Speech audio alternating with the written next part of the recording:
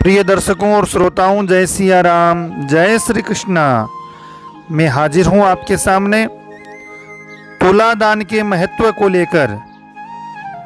जी हाँ, जीवन में एक बार जरूर ही तुला दान करना चाहिए।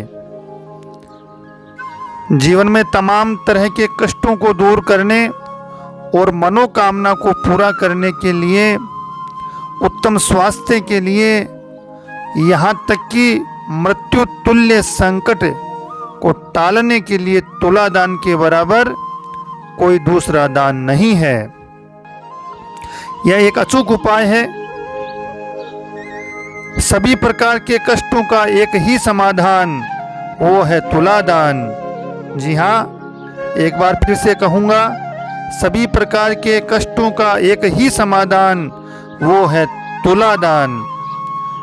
अब बात करते हैं तुला दान कहाँ करें, कैसे करें, कब करना चाहिए। सर्वप्रथम तुला दान किसने किया? गौशाला में तुला दान करने से जीवन की सभी समस्याओं का समाधान होता है। जी हाँ, अपने यहाँ ग्राम, नगर, शहर में गौशाला परिसर में जाइए और तुला दान जरूर करिए। जीवन की सभी समस्याओं का समाधान होगा। ये शाश्वत सत्य है, ये एक अचूक उपाय है। गंभीर बीमारी, पितृदोष, ग्रह दोष, काल सर्प दोष, मृत्यु तुल्य कष्ट सभी टल जाते हैं। तुला दान करने से विघ्न बाधा दूर हो जाती है, सफलता मिलने लग जाती है, व्यापार धंधे चलने लगते हैं और स्वास्थ्य अच्छा रहने लगता है। तुला दान करने से सभी मनोकामनाएं पूर्ण होती है। कैसे करें तुला दान? अपने भार के बराबर तुला में तुलकर अनाज, हरा चारा, गुड़, पशु आहार, खल, चूरी या मिक्स अनाज, सतनजा, 7 प्रकार के अनाज को मिक्स करके सतनजा बनता है, आदि आदि दान करें। सभी मनोकामना पूर्ण होगी, इसमें कोई भी संशय नहीं है। अपने भार के बराबर तुला में तुलकर, यदि सामर्थ्य के अनुसार अनाज, मिक्स अनाज, हरा चारा, गुड़, खल आदि दान करने से सभी मनोकामनाएं पूर्ण होती है, इसमें कोई भी संशय नहीं है। अब बात करते हैं कि तुला दान कब करना चाहिए। वैसे तो दान करना चाहिए उसी वक्त जब मन में श्रद्धा हो। श्रद्धा हो, लक्ष्मी पास में हो तो तुरंत दान कर देना चाहिए, क्योंकि समय का पता नहीं, लक्ष्मी कब विदा हो जाए और ऐसा अवसर मिले या न मिले, श्रद्धा आते ही दान करें, क्योंकि शुभ से शीघ्रम, शुभ कार्य को शीघ्र ही कर लेना चाहिए।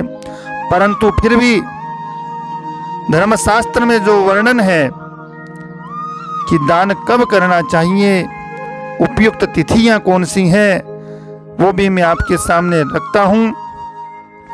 रविवार का दिन, शुक्ल पक्ष के रविवार को तुला दान करना उत्तम है।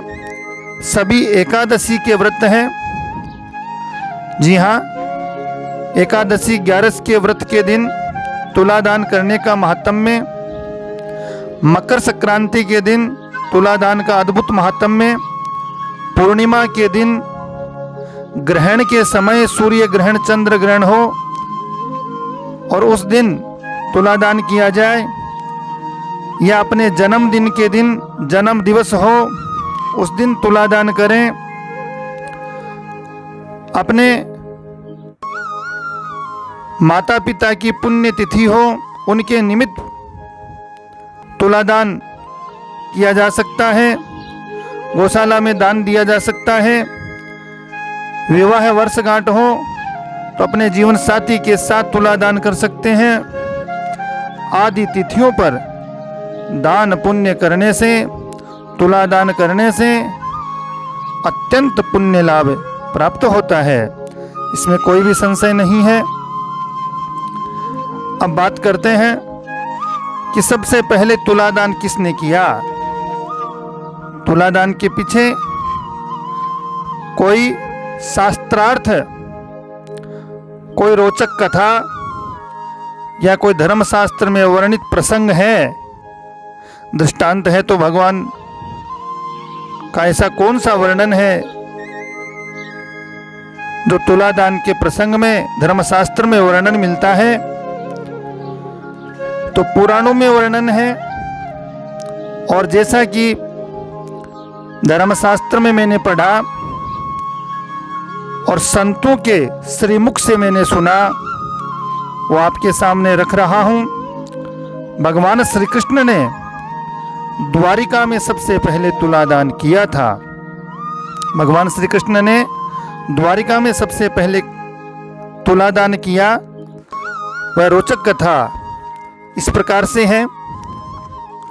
एक बार नारद जी ने भगवान की पटरानी सत्यभामा जी से कहा कि जो वस्तु आपके लिए जन्म जन्मांतर में प्रिय है, जो वस्तु आपको आवश्यक है और आप जन्म जन्मांतर में उसे प्राप्त करना चाहती हैं, उस वस्तु का आप इस समय दान कर दें मुझे, तो वह वस्तु आपको अगले जन्म में प्राप्त होती रहेगी। नारद जी की इन चतुराई की बातों में सत्यभामा जी आ गई, और सत्यभामा जी अपने प्राण प्रियतम द्वारिकाधीश भगवान श्री कृष्ण से अत्यधिक प्रेम करती थी। उन्होंने सोचा कि मुझे तो जन्म जन्मांतर भगवान श्री कृष्ण द्वारिकाधीश प्राप्त हो। तो नारद जी की बातों में आकर के सत्यभामा जी ने भगवान श्री कृष्ण का दान नारद जी को कर दिया। अब क्या था, अब नारद जी भगवान को लेकर चलने लगे। तब सत्यभामा जी को बड़ा दुख हुआ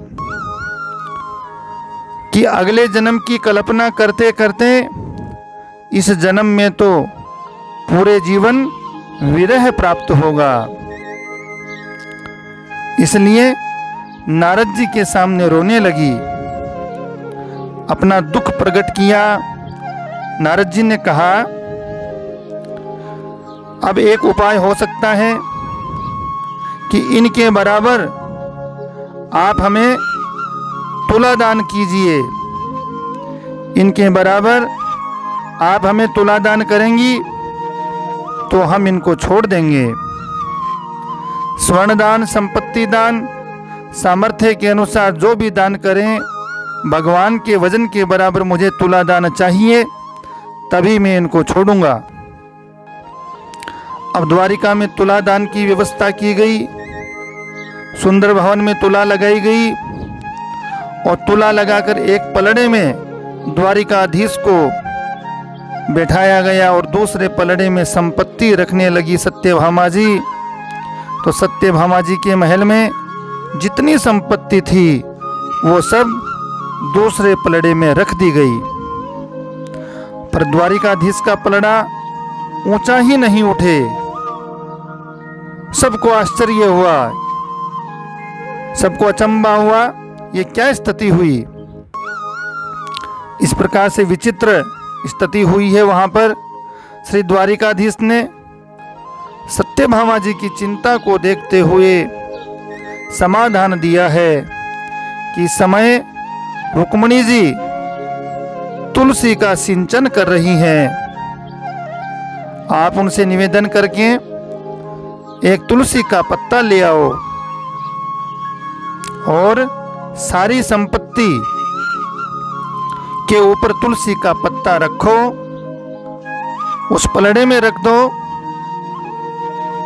सारी संपत्ति के ऊपर तुलसी का पत्ता जैसे ही आप रखोगी, मैं बराबर तुल जाऊंगा। सत्यभामा जी ने ऐसा ही किया और भगवान श्री कृष्ण पत्ते के बराबर तुल गए। पत्ता नारद जी को सौंप दिया गया और भगवान को सत्यभामा जी को सौंप दिया गया। संपत्ति तुलसी का पत्ता पाकर के नारद जी प्रसन्न होकर के चले गए। सत्यभामा जी भगवान को प्राप्त करके प्रसन्न हो गई। इस प्रकार से सर्वप्रथम तुलादान भगवान श्री कृष्ण का हुआ द्वारिका में। ये भगवान श्री कृष्ण लीला है। तुलादान के बराबर कोई दान नहीं है। सभी प्रकार के कष्टों का एक समाधान वो है तुलादान। हम सभी को ये प्रयत्न करना चाहिए समय निकाल करके, और हमारे धन में से कुछ धन निकाल करके तुलादान जरूर जरूर करें। तुलादान का सर्वश्रेष्ठ स्थान इस समय है वो गौशाला है।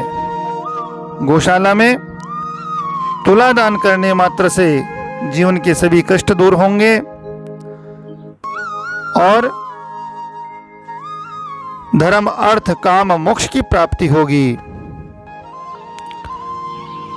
आप सभी को जय गौ माता, जय गोपाल। द्वारिकाधीश भगवान की जय हो। वृंदावन बिहारी लाल की जय हो। अपने स्नेहजनों, मित्रजनों, परिवारजनों को वीडियो की लिंक शेयर कीजिए। लाइक शेयर सब्सक्राइब करें। वीडियो को अपना स्नेह प्रेम इसी प्रकार देते रहें। आप सभी को जय सिया राम, जय श्री कृष्णा।